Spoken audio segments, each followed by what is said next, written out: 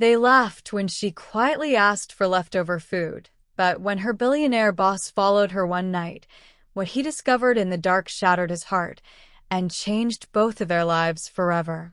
The first time she asked for leftovers, the entire break room went silent. It wasn't the kind of silence that came from kindness. It was the kind that carried judgment, the kind that weighed heavy with unspoken ridicule. A few employees exchanged glances. Someone coughed awkwardly. Another smirked and pretended not to notice. Lena stood by the doorway, her hands nervously clutching a small plastic container she had washed and reused so many times that its surface had turned cloudy. Her uniform was clean but faded, the edges worn from years of use. She kept her eyes down, voice barely above a whisper. "Excuse me, if anyone has extra food today, may I take it?" No one answered at first. Then a woman in a crisp blazer laughed softly. "You mean a leftovers? From our lunch." Another voice chimed in. "Isn't that a bit embarrassing?" Lena's cheeks flushed. "I'm sorry. I didn't mean to." "Take whatever," someone interrupted, waving dismissively. "Just don't make it a habit. This isn't a charity." Lena nodded quickly. "Thank you. I appreciate it." She moved carefully, collecting untouched bread, half-eaten rice, and a few pieces of chicken from containers people were about to throw away. She handled each item like it was precious, like it mattered. At the far end of the office, inside a glass-walled cabin, her boss watched. Ethan Clark was known for his sharp mind and sharper business instincts. A self-made millionaire before 35, he had built his company into one of the most successful tech firms in the city. He was respected, feared, admired, but he wasn't known for being emotional. He noticed everything, though, and he noticed her. He had seen Lena before, quiet, hardworking, always the first to arrive and the last to leave. She worked in the cleaning staff, rarely speaking unless spoken to. He had never heard a complaint about her. Never heard praise either. She was invisible. Until now. He watched as she packed the leftovers carefully into her container, thanked everyone again, and slipped out of the break room like a shadow. One of the employees rolled her eyes. "I don't understand people like her. If you're that poor, maybe get a better job." "Or stop begging," another muttered. Ethan frowned. Something about the scene didn't sit right with him. He couldn't explain why. He had seen poverty before. He had grown up with very little himself. But there was something in Lena's eyes, not shame, not greed. Desperation, but not for herself.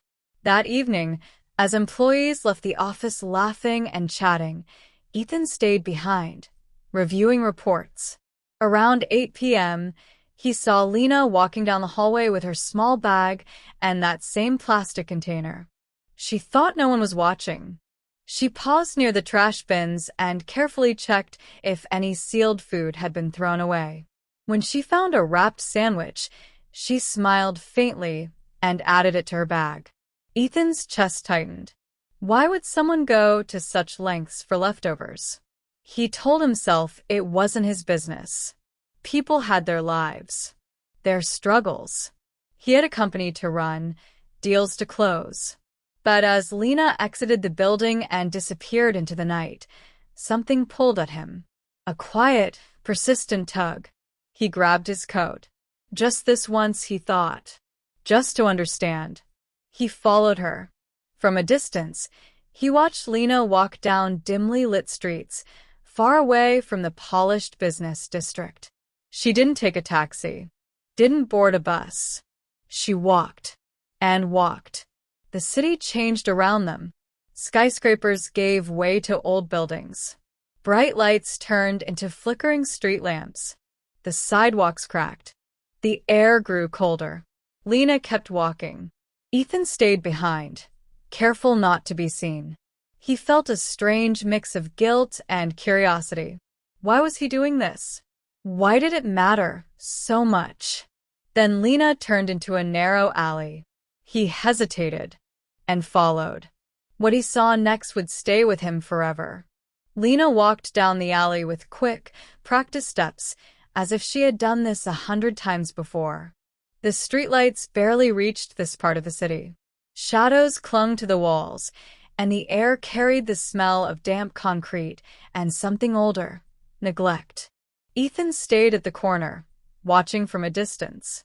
She stopped in front of a small, crumbling building.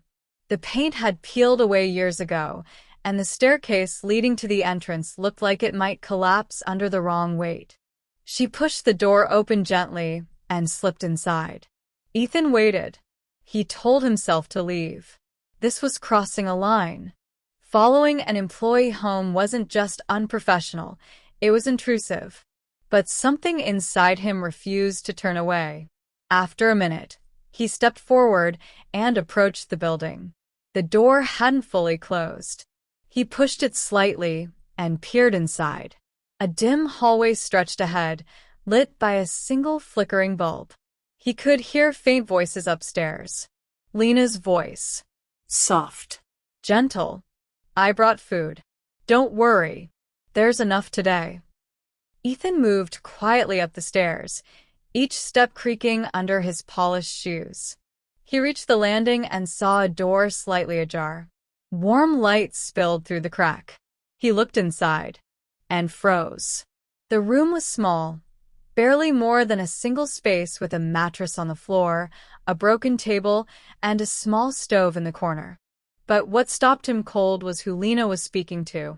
A little boy sat on the mattress, wrapped in a thin blanket. He couldn't have been older than 6.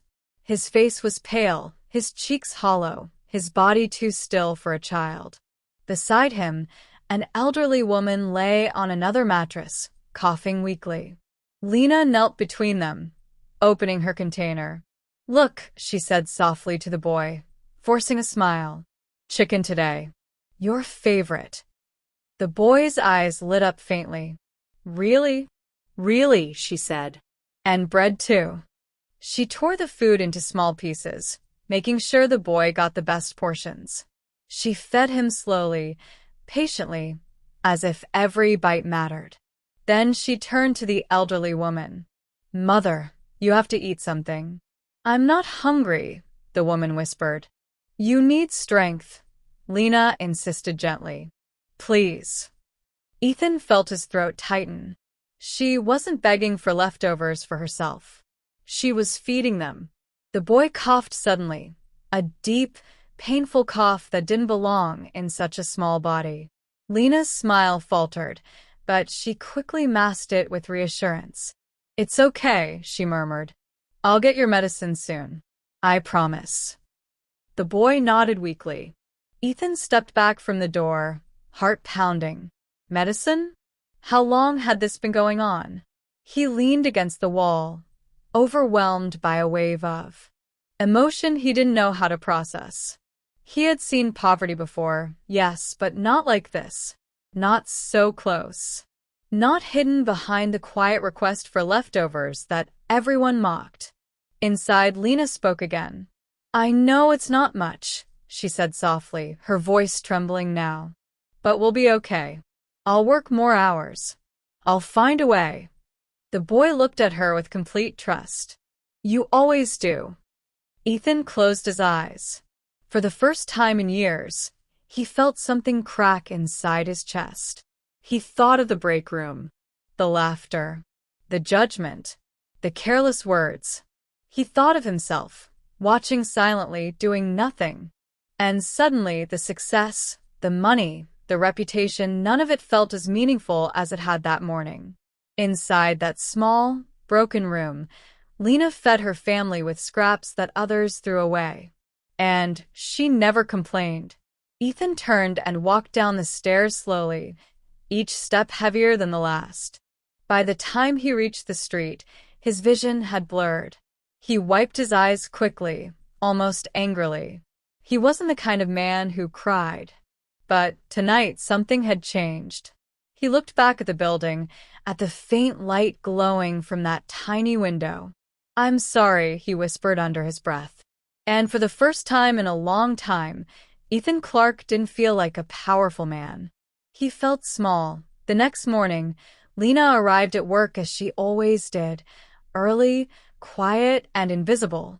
She cleaned the floors before anyone else came in, wiped down desks, and organized the break room with the same careful attention she gave everything. No one noticed the dark circles under her eyes.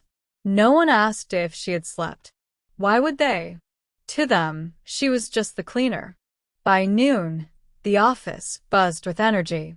Employees laughed over lunch, ordered expensive takeout, and complained about minor inconveniences.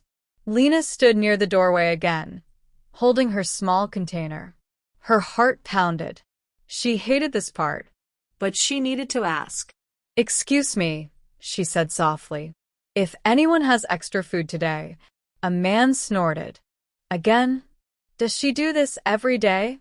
Another whispered loudly. "It's getting awkward," someone muttered. Lena swallowed. "I'm sorry. I won't." "You don't have to apologize," a voice said firmly. The room fell silent. Ethan stood at the entrance. Everyone straightened immediately. Conversation stopped. Phones were set down. No one expected the boss to be in the break room during lunch. Ethan walked in slowly, his expression unreadable. His gaze moved across the employees before settling on Lena. She looked terrified. "Sir, she began. He held up a hand gently. "It's okay." Then he did something that shocked everyone. He picked up a fresh, unopened meal from the table and placed it in her container. Then another. And another. "These are not leftovers," he said calmly. "They're for you." The room went completely still. Lena stared at him, confused. "Sir, I can't accept." "Yes, you can," he said softly. "And from now on, no one here will ever make you feel ashamed for asking for food." "Understood." He looked around the room. No one dared to speak. A woman who had laughed the day before lowered her eyes. Another employee shifted uncomfortably. Lena's hands trembled. "Thank you, but I only take what people don't need." "I know," Ethan said quietly, "but you need this." Their eyes met for a moment, and Lena felt something shift. Something in his gaze was different. Softer. Warmer. Did he know? She looked away quickly. Ethan turned back to the employees. "From today onward, any unused food will be packed properly and given to Lena without question. And if anyone has an issue with that, they can discuss it with me directly." No one spoke. He nodded once and left the room. Lena stood frozen. Her chest felt tight, her eyes stinging. She wanted to cry, but she held it back. She couldn't afford to cry here. Not here. That evening, she packed the food carefully and headed home. She walked faster than usual, her mind racing. Why had he helped her? Why today? Had someone told him? When she reached the building and opened the door, she found something unexpected. A bag sat outside her room. Inside it were groceries, fresh fruit, medicine, warm blankets, and an envelope. Her hands shook as she opened it. Inside was a note. "You don't have to do this alone anymore." Lena's vision blurred. Behind her, footsteps approached. She turned slowly. Ethan stood there, and for the first time in her life, she saw tears in the eyes of a man who had everything. "I'm sorry," Ethan said, his voice breaking slightly. "I shouldn't have followed you. It was wrong. But I saw everything." Lena froze. Her first instinct was panic. Had she done something wrong? Would she lose her job? "I didn't mean to cause trouble," she whispered quickly. "I'll stop asking for food. I promise. Please don't fire me." "My son." "I'm not firing you," Ethan said immediately. "I'm here to help." The words hung in the air. Lena stared at him, searching his face for judgment, for pity, for anything that might hurt. But all she saw was sincerity. You've been carrying this alone for so long, he continued. You shouldn't have to. Tears slid down her cheeks before she could stop them. I didn't want anyone to know. People already think I'm less. I didn't want them to see how bad it really is. Ethan stepped inside carefully. The small room felt even smaller with his presence, his tailored suit out of place against the cracked walls. He looked at the boy on the mattress. What's his name? Armin, Lena said softly. He's my son. And your mother? She's been sick for years, Lena replied. I tried to afford treatment, but it's expensive. Armin has a lung condition too. Most of my salary goes to medicine and rent. Sometimes there's not enough left for food. Ethan swallowed hard. All those meetings. All those deals worth millions. And here was someone who worked in his building, struggling just to feed her family. I feel like I failed, he said quietly. Lena shook her head. No. You gave me a job. That's more than most people would do. That's not enough, he said firmly. He took a deep breath. I want to help. Properly. Medical treatment for your mother and son. Better housing. A stable salary. Not charity support. You deserve dignity. Lena stared at him in disbelief. Why would you do that? Ethan hesitated. Then he told the truth. Because I grew up like this, he said softly. My mother worked 3 jobs. We survived on leftovers, too.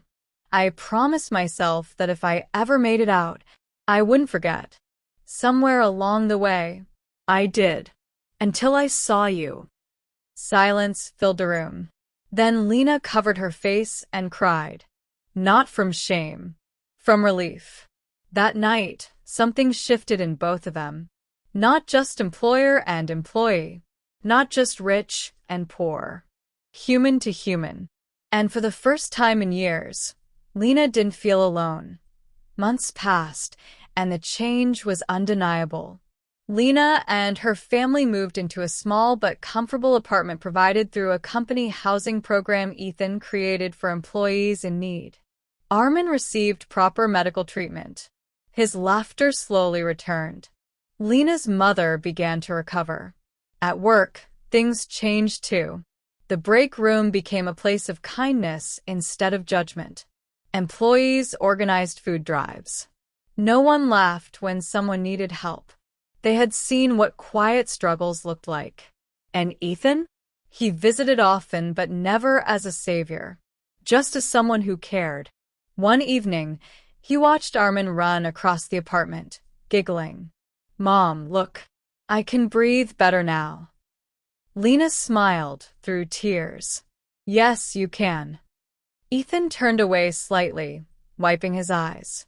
What you saw that night, Lena said gently behind him. You didn't just cry. You changed. He shook his head. You changed me. They stood in comfortable silence.